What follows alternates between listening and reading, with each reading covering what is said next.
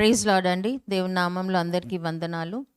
మరి దేవుడు ఇంత మంచి శ్రేష్టమైన సమయంను స్త్రీలుగా మనం కూడుకొనుటకు, దేవుని నామాన్ని మహిమపరచుటకు దేవుడిచ్చిన ఈ ఒక మంచి శ్రేష్టమైన సమయాన్ని బట్టి దేవునికి కృతజ్ఞతాస్తుతులు చెల్లించుకుంటున్నానండి. మరి స్త్రీల కూడికలో మనం అందరం కూడుకొని లైవ్లో చూస్తున్న వారందరి కొరకు కూడా మనం దేవుని సన్నిధిలో మనం ఎత్తి పట్టుకొని ప్రార్థించుకొని దేవుడిచ్చిన ఈ సమయాన్ని బట్టి వందనాలు చెల్లించుకుందామండి, ప్రార్థించుకుందామండి. మహోన్నతుడా, మహిమగల దేవ, పరిశుద్ధుడా, కృపగల రాజా, నీకు వందనాలు స్తోత్రములు చెల్లించుకుంటున్నాం. దయగల తండ్రి, నీ సన్నిధానంలో తండ్రి, నీ పాద సన్నిధానంలో కూర్చుండి నేర్చుకున్నటకు మాకు ఇచ్చిన ఈ సమయాన్ని బట్టి నీకు వందనాలయ్యా. మాతో మాట్లాడుతూ తండ్రి నాయన, ప్రతిదినము నడిపిస్తూ దిద్దుతూ మమ్మల్ని సరిచేస్తూ తండ్రి నాయన, నీ కృపలో మమ్మల్ని భద్రపరుస్తున్న మా ఆత్మల కాపరివైన యేసయ్యా, నీకు వందనాలు స్తోత్రాలు చెల్లించుకుంటున్నాను. పరిశుద్ధాత్ముడా, నీ కృపచేత తండ్రి నాయన మమ్మల్ని తండ్రి నాయన నడిపిస్తున్నందుకు నీకు వందనాలయ్యా. తండ్రి మాకు జ్ఞాపకం చేస్తూ దేవా తండ్రి నాయన నీ మార్గంలో నడుచుకున్నటకు తండ్రి మమ్మల్ని బలపరుస్తున్నందుకు నీకు వందనాలయ్యా. మా గమ్యాన్ని మా గురి చేరు వరకు దేవా తండ్రి మాకు తోడుగా ఉన్నందుకు నీకు వందనాలు స్తోత్రాలు చెల్లించుకుంటున్నాం తండ్రి. ఈ వేరుబాటు జీవితంలో దేవా తండ్రి నాయన మేము తండ్రి నీ నామాన్ని హెచ్చిస్తూ మహిమపరుస్తూ తండ్రి అనుక్షణం దినము నేను స్తుతిస్తూ ధ్యానిస్తూ దేవా మా నోట నీ స్తుతులు ఉంచుకొని దేవా తండ్రి నేను మహిమపరచులాగిన తండ్రి ప్రతి క్షణం మాకు సహాయమును దయచేయమని దేవా ఈరోజు మాతో మాట్లాడి దేవా తండ్రి నాయన దేవా మరి ఒకసారి తండ్రి నీ వాకుని జ్ఞాపకం చేసి మమ్మల్ని బలపరిచి దేవా తండ్రి స్థిరపరచమని క్రీస్తు యేసు నామంలో అడిగి వేడుకుంటున్నాను పరమ తండ్రి, ఆమెన్. మరి స్త్రీల కూడికలో ధ్యానించుకున్నటకు మరి తండ్రి మొదటి పుస్తకమైన ఆదికాండం నుండి ధ్యానించుకుందామండి. ఆదికాండము 2వ అధ్యాయము 7వ వచనం. దేవుడైన యెహోవా నేల మంటితో నరుని నిర్మించి వాని నాసికా రంధ్రములలో జీవవాయువును ఊదగా నరుడు జీవాత్మ ఆయను. మరి ఇక్కడ చూసినట్లయితే దేవుడు నేలమంటిని ముందే సృజించినాడండి.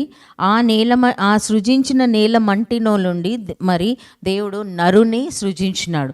నరుని సృజించిన దేవుడు ఆయన నాసికా రంధ్రంలో ఆయన జీవవాయువును ఊది ఉన్నాడండి. జీవవాయువును ఊదినప్పుడే ఆయనకి చలనం వచ్చిందండి, ఆయనకి ఉనికి వచ్చింది. ఆ ఉనికిని బట్టి ఆయన దేవుడు ఆయనని జీవాత్మ ఆయను అని సెలవిచ్చున్నాడు.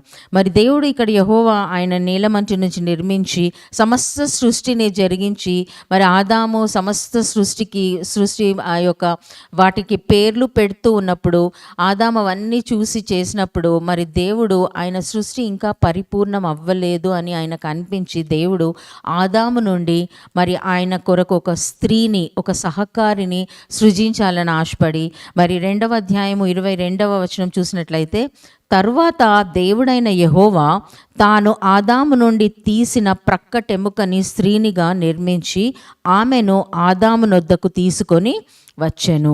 మరి ఇక్కడ చూసినట్లయితే నేలమంటిని నిర్మించిన దేవుడు ఆ మంటిలో నుంచి ఆదామును నిర్మించినాడు, ఆ ఆదాము నుండి స్త్రీని నిర్మించినాడు. మరి స్త్రీని వారిద్దరి సహవాసమును కలిగి ఉండి వారికి ఒక ఆశీర్వాదం ఇచ్చి ఉన్నాడండి. మరి వారికి ఏం ఆశీర్వాదం ఇచ్చినాడంటే మొదటి అధ్యాయము ఆదికాండము 28వ వచనం చూసినట్లయితే, దేవుడు వారిని ఆశీర్వదించెను ఎట్లనగా, మీరు ఫలించి అభివృద్ధి పొంది విస్తరించి భూమిని నిండించి దానిని లోబర్చుకొనిడి, సముద్రపు చేపలను ఆకాశ పక్షులను భూమి మీద ప్రాకు ప్రతి జీవిని ఏలుడని దేవుడు వారితో చెప్పెను.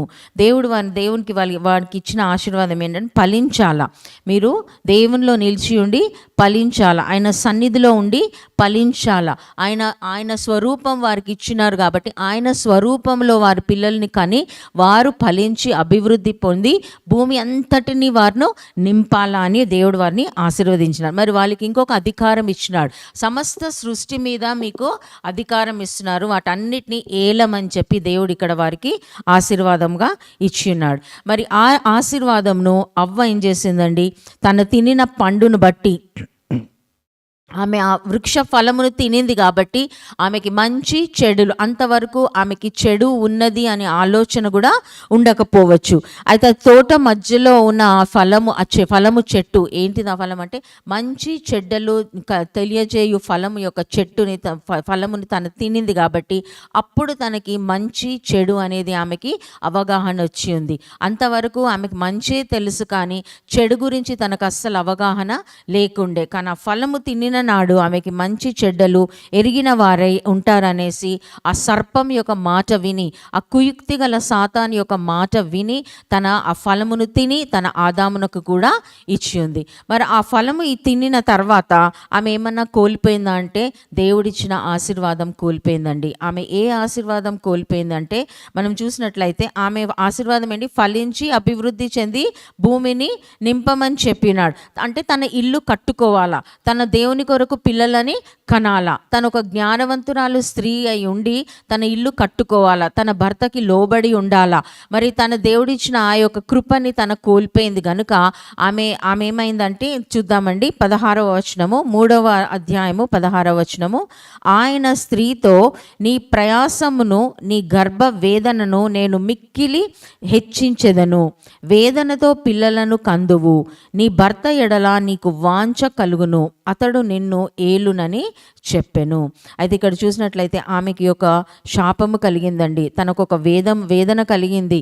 తన స్త్రీని సంతానము కలుగజేయుటకు తన సృజించినాడు గనుక ఆమె సంతానము కలుగజేయుటకు ఆమెకి మిక్కిలి వేదనను హెచ్చించినాడు దేవుడు. తనకు ఒక ప్రయాసమును దయచేసినాడు, గర్భ వేదనను తనకి కలుగజేసినాడు. ఆమెకు ఆ ప్రయాసము భరించలేనంత, మరణము కలుగునంతగా ప్రయాసపడుతుంది.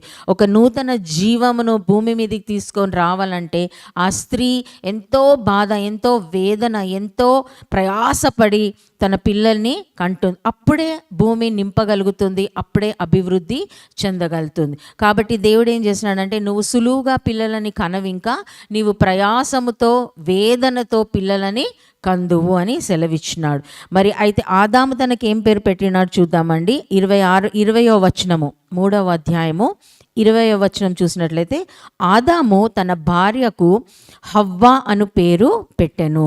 అంతకుముందు ఆమె నరు నుంచి తీయబడింది కనుక ఆమె నారి అని సెలవిచ్చినాడండి. 23వ వచనంలో చూసినట్లయితే, ఇది నరులలో నుండి తీయబడినది కనుక నారి అనబడును అన్నాడు. కానీ ఇప్పుడు ఏమంటున్నాడంటే, ఆమె కేవలము మట్టి వంటిది కాబట్టి ఆదాము తన భార్యకు హవ్వ అని పేరు పెట్టెను. ఏలయనగా ఆమె జీవము గల ప్రతివానికి తల్లి ఆయను.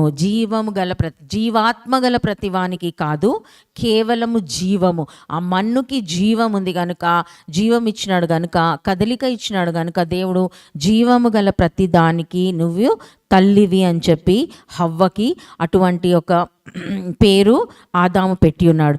మరి ఇక్కడ ఆ తల్లికి ఇచ్చిన ఆశీర్వాదం ఏంటి? నువ్వు నిండి అభివృద్ధి చెంది భూమిని నింపమని చెప్పి ఆశీర్వదిస్తే ఆ తల్లి అవివేకురాలై తనకిచ్చిన అధికారమును, తనకిచ్చిన ఆశీర్వాదంను కోల్పోయి జీవం గల ప్రాణులకు మాత్రమే తన తల్లి అయింది. మరి దేవుడైన యెహోవా ఈ యొక్క స్త్రీ చేసిన కార్యమును బట్టి దేవుడు ఈ పాపంలో పడిపోయిన స్త్రీని తిరిగి జీవాత్మ గల స్త్రీగా చేయాలని దేవుడు ఆశించి ఆయన జగత్పునాది వేయకబుడు మునిపే తన ప్రణాళిక చొప్పున ఆయన కుమారుని పంపించి జీవాత్మగా మనల్ని మార్చాలని దేవుడు ప్రణాళిక చొప్పున 1 కొరింథీ 15వ అధ్యాయము 45వ వచనం చూసినట్లయితే, 1 కొరింథీ 15వ అధ్యాయము 45వ వచనం చూసినట్లయితే, ఇందు విషయమై ఆదామును మొదటి మనుష్యుడు జీవించు ప్రాణి ఆయను. ఆత్మ ఆయన నుండి వెడలిపోయిందండి. ఏదైనా తోటలో ఎప్పుడైతే వారు పాపం చేసినారో ఆదాములు, అప్పుడు వారి ఆత్మ వారి యొద్ద నుంచి వెళ్ళిపోయింది. అప్పుడు వాళ్ళు కేవలము జీవించు ప్రాణిలై ఉన్నారు అని వ్రాయబడి ఉన్నది. కడపటి ఆదామైన క్రీస్తు జీవింపచేయు ఆత్మ ఆయను. అయితే ఇక్కడ ఎవరు వచ్చి మనల్ని తిరిగి జీవింపజేస్తున్నాడండి? క్రీస్తు యేసు దైవ కుమారుడు వచ్చి శరీరధారిగా మన మధ్యలోకి వచ్చి ఒక ప్రణాళిక ప్రకారము ఆయన భూమి నిండించిన మనుషుల ద్వారా, ఆయన ఏర్పరిచిన మనుషుల ద్వారా ఆయన వచ్చి మనల్ని ఆయన మరణించి శిలువమ్రానుపైన వ్రేలాడి మరణించి తిరిగి పునరుద్ధానుడై మనకి ఆయన జీవించువాడై ఉండి ఆయన మనల్ని జీవింపజేస్తున్నాడు. ఎలా జీవింపజేస్తున్నాడు అంటే, ఆయనను నమ్మి విశ్వసించిన వారందరూ ఆయనలో ఆత్మను పొందుకొని జీవించు ఆత్మ అవుతున్నారు. కాబట్టి క్రీస్తు యేసు మనకి ఇచ్చిన ఈ ధన్యతను బట్టి దేవుడు ద్వారా, క్రీస్తు ద్వారా మనము జీవాత్మలుగా మనము మార్చబడుతున్నాం. మరి ఇక్కడ చూసినట్లయితే స్త్రీకి దేవుడిచ్చిన గొప్ప ప్రాధాన్యత.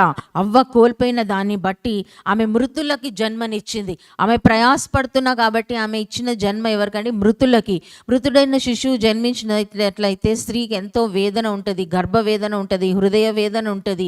ఆమె పడిన ప్రయాసం అంతయు వ్యర్థమైపోతుంది, అది శూన్యమైపోతుంది. ఇంకా ఆమెకి జీవితంలో ఒక మృత శిష్యుడు దేనికి పనికిరాడండి, కేవలం మట్టితో కప్పబడిన వాడై ఉంటాడు అంతేగాని ఇంకా దేనికి ఆ బిడ్డ పనికిరాదు. కనుక తను ఎంతో కన్నీటి వేదన, గర్భవేదన ఉంటుంది, హృదయ వేదన ఉంటుంది, తన పడిన ప్రయాసానికి వ్యర్థమైపోయింది అని తను ఎంతో బాధపడుతుంది. ఇప్పుడు అదే రీతిగా ఇక్కడ అవ్వ కూడా కనిన పిల్లలందరూ మృతులే. ఎందుకంటే వారి ఆత్మలో జీవము లేదు. వారు బ్రతకాలంటే వారు జీవాత్మ అయి ఉండాలా. అయితే ఇక్కడ మరి ఒకసారి చూసినట్లయితే ఆదికాండము 17-16 చూసినట్లయితే ఇక్కడ చూసినట్లయితే 15 నుంచి చదువుతానండి. మరియు దేవుడు, నీ భార్య అయిన సారాయి పేరు సారాయి అనవద్దు, ఏలయనగా ఆమె పేరు షారా. నేను ఆమెను ఆశీర్వదించి ఆమె వలన నీకు కుమారుని కలుగజేసేదను. నేను ఆమెను ఆశీర్వదించేదను. ఈమెకు కూడా దేవుడు ఆశీర్వదించినాడు. ఏమని ఆశీర్వదించినాడు? ఆమె జనములకు తల్లి అయి, ఇక్కడ చూసినట్లయితే ఆమె జనములకు తల్లి అయిన ఉండుటకు ఆమెని ఆశీర్వదించినాడు. జనముల రాజులు ఆమె వలన కలుగుదురని అబ్రహాముతో చెప్పాను. అయితే ఇక్కడ సారాకు కూడా దేవుడు ఆశీర్వదించినాడు. ఆమెనేమో జీవం గల ప్రతిదానికి తల్లి అయి ఉంటే ఈమె జనములకు తల్లి అయి ఉండునట్లు ఇక్కడ ఆశీర్వదించినాడు. ఆమెను ఆశీర్వదించినాడు. 1 పేతురు 3వ అధ్యాయము 6వ వచనం చూసుకుందామండి. 1 పేతురు 3వ అధ్యాయము 6వ వచనము. ఆ ప్రకారము షారా అబ్రహామును యజమానుడని పిలుచుచు అతనికి లోబడి ఉండెను. మీరును యోగ్యముగా నడుచుకొనుచు ఏ భయమునకు బెదరక ఉండిన ఎడల ఆమెకు పిల్లలు అగుదురు. అయితే మనం ఆమెకు పిల్లలు ఎట్లా అవుతామండి? యజమానునికి లోబడిన వాళ్ళమై విధేయులమై ఉండి ఏ భయమునకు, మరి ఇక్కడ దేవుడు భయము అని అంటున్నాడు కానీ బెదరకు అని కూడా అంటున్నాడు. అంటే భయం మన జీవితాలలో వస్తుంది కానీ మనం దానికి బెదరద్దు. అట్లా బెదరకుండా ఉండడానికి మనకి ఏం బలం అంటే దేవుని యొక్క వాక్కు, దేవుని యందు విశ్వాసము. మనము విధేయులమై దేవుని యందు విశ్వాసం ఉంచిన ఎడల మనము సారాకు పిల్లలమవుతాం. అయితే ఆమె పిల్లలని కని ఆమె కూడా భూమిని నింపి అభివృద్ధి చెందుచు దేవునికి పిల్లలను కంటూ వచ్చిందండి. మరి ఆ పిల్లలు ఎలా ఉంటారండి? విధేయులై ఉంటారు, విశ్వాసం కలిగిన వారై ఉంటారు. మరి మనం ఇంకొక తల్లిని చూసినట్లయితే ఆదికాండము 24 మరి ఇక్కడ చూసినట్లయితే అబ్రహాము తన కుమారుడైన ఇస్సాకునకు వధువుని తీసుకొని రావడానికి ఎలియాజర్ అయిన తన యొద్ద పనిచేసిన వాణ్ణి పంపించి ఉన్నాడు. తన కొరకు పనిచేసిన యొక్క వాణ్ణి పంపించి ఉన్నాడు కనుక ఆ ఎలియాజరు హారానుకు వెళ్ళి అబ్రహాము యొక్క కుటుంబీకుల దగ్గర నుంచి తన కొరకు వధువుని తీసుకొని రమ్మని చెప్పి ఉన్నాడు. అయితే ఆ ఎలియాజరు హారాన్కి ప్రయాణమై అక్కడికి వెళ్ళి తన అబ్రహాము సహోదరుడు కుమార్తెను తీసుకొని వచ్చుటకు అక్కడికి ప్రయాణమై వెళ్ళినాడు. ఈ ఘటన అంతా మనకి తెలిసింది కనుక మనం దాన్ని చదవాల్సిన అవసరం లేదండి. కానీ ఇక్కడ చూసినట్లయితే 60వ వచనము, మనం 24-60వ వచనం, ఆమె అక్కడికి వెళ్ళి ఎలియాజర్ వెళ్ళి తనని తీసుకొని రావాలని వెళ్ళినప్పుడు అక్కడ ఏం జరిగిందో చూద్దామండి. వారు రెబెక్కాతో, మా సహోదరి నీవు వేవేలకు తల్లి వగుదువు. ఇక్కడ కూడా వాళ్ళు ఆశీర్వదిస్తున్నారు, తనని కూడా తల్లిగా. అన్యులు వాళ్ళు. మరి అక్కడ హారాన్లో ఉన్న నాహోరు కుటుంబము అన్యులు. వాళ్ళు ఏమని ఆశీర్వదిస్తున్నారు? నీవు వేవేలకు తల్లి వగుదువు. మరి అక్కడ మనం చూసినట్లయితే హవ్వనేమో ప్రతి జీవించు ప్రాణికి తల్లి అయింది. మరి శారాను చూసినట్లయితే ఆమె జనములకు తల్లి అయింది. ఇక్కడ చూసినట్లయితే రెబెక్కాకి కూడా అదే ఆశీర్వాదం దొరికింది. నీవు వేవేలకు తల్లి వగుదువు గాక, నీ సంతతి వాడు తమ పగవారి గవిని స్వాధీన పరుచుకొందురుగాక. పగవాని గవిని, ఇక్కడ పగవాని గవిని ఏదండి? మరి సాతాను యొక్క తన రాజ్యంలో ఉన్న ప్రతి ఒక్కరిని స్వాధీనపరచుకోవడమే. మరి కానాను చేరటమే సారాకు అబ్రహామునకు ఇచ్చిన వాగ్దానం. కాబట్టి సారా, అబ్రహాము కూడా కనాను చేరుకోవడానికి వారు ప్రయాణమైనారు. మరి ఇక్కడనేమో వారు నీ సంతతి వారు, రెబెకా సంతతి వారు ఏం చేయాలా? తమ పగవాని గవినిని స్వాధీనపరచుకోవాలా. ఇక్కడ వాళ్ళకి ఇచ్చిన ఆశీర్వాదం ఏంటంటే, నీవు నువ్వు వేవేలకు తల్లి వగుదువుగాక అని ఆ అన్యులు ఆశీర్వదించినారు. మరి ముగ్గురు తల్లులకి ఆశీర్వాదం ఏంటంటే, వేవేల మంది జనములు, మరి ప్రతి జీవించు ప్రాణికి తల్లి అని చెప్పి ఆశీర్వాదము పొందుకున్నారు. మరి చూసినట్లయితే మనము ఇక్కడ ఒక్కరి సమర్పణ వలన, అక్కడ సారా సమర్పణ, ఇక్కడ రెబెకా సమర్పణ, అక్కడ అబ్రహాము సమర్పణ, ఇక్కడ ఇస్సాకు సమర్పణ, మనం చూసినట్లయితే ఈ ఒక్కరి సమర్పణ వలన ఆశీర్వాదం వచ్చింది భూమి మీదికి. ఏమని ఆశీర్వాదం? నిండి ఫలించి అభివృద్ధి చెంది సమస్త జీవులను ఏలాలా అనేది ఒక ఆశీర్వాదము వీరికి కలిగి ఉంది. కాబట్టి వీరు ఆ యొక్క ఆశీర్వాదం పొందుకొనగలిగినారు. మరి ఇక్కడ చూసినట్లయితే ఈ ఒక్కరి సమర్పణ రెబెకా సమర్పించుకుంది. పిలిచిన వెంటనే తను వచ్చింది.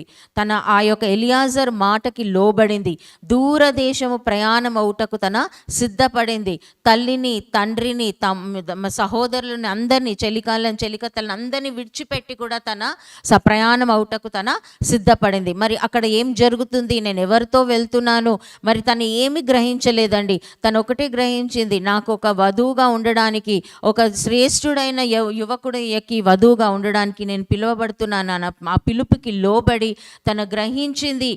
ఆ యొక్క అదే ఆత్మతో ఉంది గనుక ఎలియాజర్ వచ్చి తనని తీసుకొని వెళ్ళాలన్నప్పుడు తనతో పాటు వెళ్ళడానికి తన సిద్ధపడింది. మరి ఆ ఆశీర్వాదం కూడా తన పొందుకుంది. మనం చూసినట్లయితే ఇక్కడ దేవుడు తన పట్ల చేసిన కార్యమును బట్టి ఎంతో ఆశీర్వాదంగా భూమిని నిండించడానికి. మరి ఇక్కడ చూసినట్లయితే మనము విధేయులు, విశ్వాసులు గల తల్లులను మనం ఇక్కడ చూస్తున్నాం.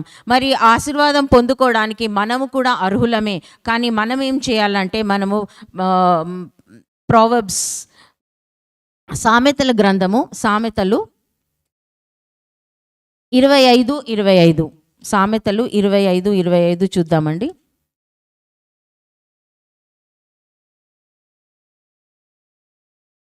దప్పిగొనిన వానికి చల్లని నీరు ఎట్లుండునో, దూరదేశం నుండి వచ్చిన శుభ సమాచారము అట్లుండును.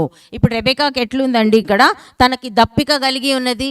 తనకి దూరదేశం నుండి వచ్చిన శుభ సమాచారము ఆమెకి ఉండింది. ఏంత శుభ సమాచారము? తన వధువుగా వెళ్ళడానికి.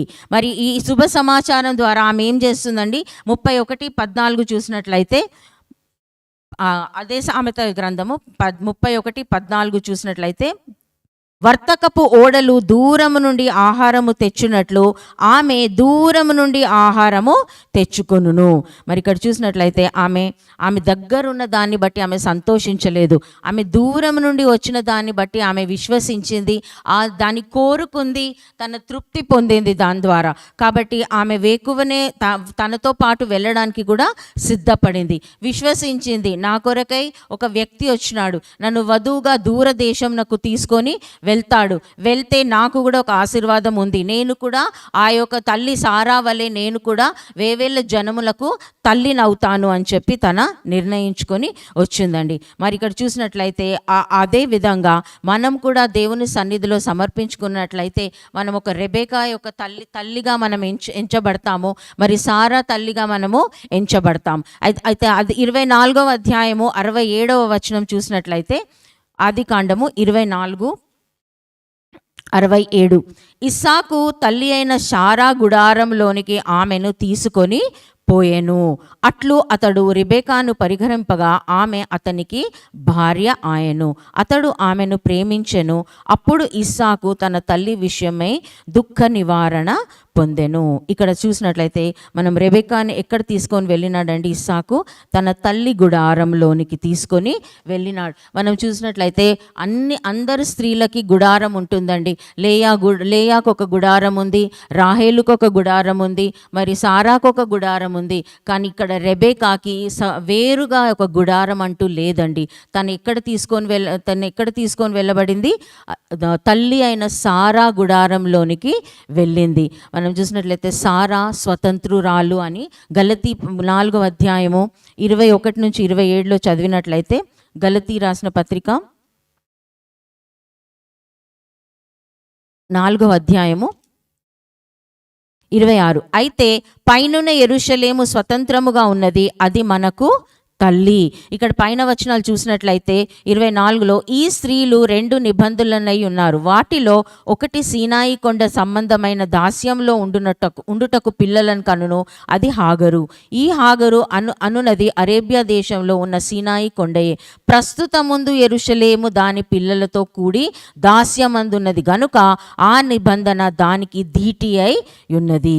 మరి ఇక్కడ చూసినట్లయితే సారా పైనున్న యెరూషలేము స్వతంత్రురాలుగా ఉన్నది, అది మనకు తల్లి, నూతన యెరూషలేము. అది సారాకి సూచింపబడింది. మరి మనల్ని కూడా దేవుడు నూతన యెరూషలేమని పిలుస్తున్నాడు. మరి మనము సారా యొక్క గుడారంలోనికి వెళ్ళినట్లయితే మనం కూడా స్వతంత్రులుగా ఉంటాము, మనం కూడా జీవాత్మలై ఉంటాము. కానీ ఇక్కడ చూసినట్లయితే ప్రతి తల్లికి, అంటే మన తల్లి ఎవరు? మనము రెబెకా లాంటి తల్లులమా, లేదా మనము సారా లాంటి తల్లులమా, లేదా మనము అవ్వ లాంటి తల్లులమా? మనము రెబెకా లాంటి తల్లులమైనట్లయితే, సారా లాంటి తల్లులమైనట్లయితే మనము ఫలింప చేయాలి, అభివృద్ధి చెందాలి, భూమి నింపాలి, దేవుని రాజ్యం ఇక్కడ ప్రబలాలి. మరి దాని నిమిత్తమై మనము ప్రయాసపడాలి. మనము సారా యొక్క గుడారంలోనికి వచ్చిన వాళ్ళము, మనము సియోనులోనికి వచ్చిన వారము.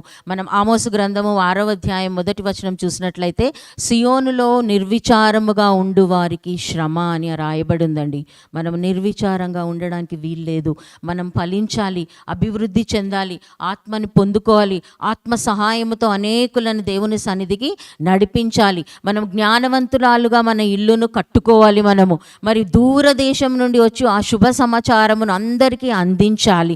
మరి చూసినట్లయితే యోనా కూడా మరి సిరియా దేశంలోకి వెళ్ళి అక్కడ నినెవే పట్టణం ఆయన ఒక్కడే కానీ ఆ యొక్క దేశంలోకి వెళ్ళి నినెవే పట్టణంలో ప్రకటించి దేవుని ఉగ్రత రాబోతుంది, ఆ ఉగ్రత నుంచి తప్పించుకున్నటకు ఒకటే మార్గము పశ్చాత్తాపపడి దేవుని సన్నిధిలో తిరిగి వచ్చుట మాత్రమే అని చెప్పి యోనా అక్కడ ప్రకటించినాడు.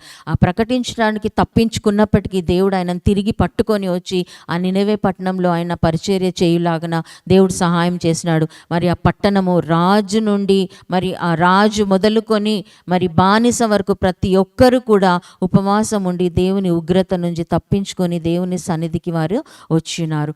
యోనా ఒక కార్యం చేయగలిగినాడు. స్త్రీ అని పురుషుడని ఏ భేదములు లేరు, అందరూ సంఘము దేవుని యొక్క శరీరము, మరి దేవుని యొక్క వధువులు గనుక ప్రతి ఒక్కరికి ఈ ఆత్మ భారం ఉందండి.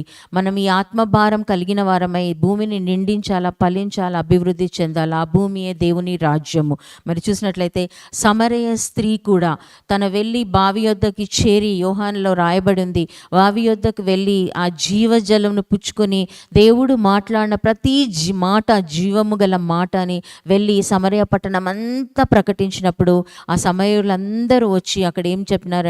నీవు చెప్పిన మాట ప్రకారంగా కాదు, కానీ మేము మా అంతల మేమే ఇప్పుడు ఆయనను తెలుసుకొని ఉన్నాము. తెలుసుకొనుట వేరు, గ్రహించుట వేరు. ఆయనను మన హృదయంలో నివసింపజేసుకునాల. కాబట్టి ఆ సమరయ స్త్రీ కూడా ఒక గ్రామము. మరి ఇక్కడ యోనా చూసినట్లయితే ఒక నినెవే పట్టణముని మొత్తము ఆయన ప్రకటించి దేవునికి దాసులుగా వారిని చేసినాడు. మరి ఇక్కడ సమరయ స్త్రీ ఒక్కతే ఆ గ్రామం మొత్తము, తన గ్రామం మొత్తంను కూడా దేవుని నమ్ముకునిలాగున, మరి దేవునికి బిడ్డలవులాగున, కుమారులవులాగున మరి తన ప్రయాసపడింది. మరి రాహాబును చూసినట్లయితే తన కూడా తన విశ్వాసంను బట్టి, తన యొక్క ఆత్మ భారమును బట్టి తన కుటుంబాన్ని రక్షించుకుందండి. ఎప్పుడైతే ఆ యొక్క వేగుల వారు చెప్పినారో, నీవు నీ యొక్క గృహానికి ఎర్ర తాడు కట్టినట్లయితే నీ కుటుంబ సభ్యులందరినీ వారు సమకూర్చలేదండి, తన సమకూర్చుకుంది. వారు నీ కుటుంబం అందరినీ నీ ఇంట్లో ఉంటేనే కానీ నీ కుటుంబం రక్షింపబడదు అని చెప్పినారు కనుక తననే వెళ్ళి తన కుటుంబం అందరినీ సమకూర్చుకొని తన యొక్క ఇంట్లోకి తీసుకొని వచ్చి వారందరికీ రక్షణ కలుగులాగున ప్రయాసపడింది. ఆత్మ భారము కలిగింది. దేవుడు గొప్ప దేవుడు, ఈయన కార్యములు భీకరములు అని ఎరిగి ఆయన ఉగ్రత బహు గొప్పదని, ఆయన జనములు మాత్రమే రక్షింపబడతారని, ఆయన జనాలు ఆయనకు ప్రత్యేకమైన వారని చెప్పి తన ఎరిగి ఆయన జనములు ఆయనకు స్వాస్యము, ఆ జనములకు ఆయన స్వాస్యం అని ఎరిగి రాహాబు తన కుటుంబాన్ని రక్షించుకుందండి. ఆ రీతిగా మనకి కూడా ఒక ఆత్మభారం ఉండాలి. మరి ఆత్మభారం ఉండాలంటే ప్రసవ వేదన కలగాల. ప్రసవ వేదన కలగాలంటే మనకి కన్నీరు, వేదన, బాధ, ఇబ్బంది. మనం ఏం చేసినా ఇప్పుడు ఒక గుడ్డులో నుంచి ఒక పక్షి బయటికి రావాలంటే ఎంతో ప్రయత్నం పడుతుందండి. ఆ గుడ్డులో ఉన్నప్పుడు ఎంతో స్వేచ్ఛగా గుడ్డులో ఉన్న స్థలంలోనే తిరుగుతుందండి అది. కానీ సమయం సంపూర్ణమైనప్పుడు అది అందులో ఉండలేదని పగలగొట్టుకొని బయటికి వస్తుంది. కానీ అది అంత సులువుగా బయటికి రాదండి. అది ఎంతో వేదన పడుతుంది, ఎంతో బాధపడుతుంది. అప్పుడే దానికి స్వతంత్రం వస్తుంది. ఒక్క ఆత్మ కొరకు మనం కన్నీరు విడుస్తూ మనం నిర్విచారంగా ఉండి మానేసి ప్రసవ వేదన పడుతూ మనము ప్రయాసపడేది కూడా దాని కొరకే. మన ప్రార్థనల యందు మనం భారం కలిగి మరి మన కన్నీరు ఎంత విత్తుతామో మనం అంత దుఃఖంతో కోసుకుంటామని దేవుడు మనకు వాగ్దానం చేసినాడు. కాబట్టి ఒక్కొక్క ఆత్మ నిమిత్తము మనం ప్రార్థించి మరి వారిని సమకూర్చుకునే బాధ్యత మనకు అప్పగించినాడు. మనము ఇక్కడ వెలుగుగా ఉన్నాం కాబట్టి మనము దీపస్తంభం పైన ఉంచబడిన వారము గనుక మనకు అనేకులకు మనం వెలుగై ఉండి మనం అనేకులకు ఉప్పై ఉండి వారి జీవితాన్ని కూడా సారవంతంగా చేసి మరి వారి ఆత్మలను కూడా రక్షింపబడి మనము దేవుడి రాజ్యంను ఫలింపజేసి ఆయన రాజ్యంను విస్తరింపజేయుటకు దేవుడు మనల్ని ఏర్పరచుకున్నాడు ఒక తల్లిగా. ఒక్కొక్కడు రక్షింపబడిన ఒక్కొక్కరు కూడా ఆయన తల్లిగా వారు బిడ్డలకి జన్మనివ్వాల. ఒక్క ఆత్మ కాదు, ఒక్కనాటి ప్రసవ వేదన ఒక్క జనమునకు కూడా విడుదలిస్తుందని చెప్పినాడు. మనం ప్రార్థిస్తూ ఉంటే దేవుడు సమకూరుస్తూ ఉంటాడండి. మన కన్నీటి ప్రార్థన దేవుడు తప్పక అంగీకరిస్తాడు. మరి మనం వెళ్ళలేము కాబట్టి సేవకుడు వెళ్తున్నాడు కాబట్టి ఆయన ప్రయాసమును దేవుడు ఫలింపజేయాలని మనం కన్నీటితో ప్రార్థిస్తుంటే దేవుడు మనకు తప్పక జవాబునిస్తాడండి. రొట్టె నీటిపైన వేసినప్పుడు అది తప్పక తిరిగి వస్తుందని దేవుడు వాగ్దానం చేసిన దేవుడు.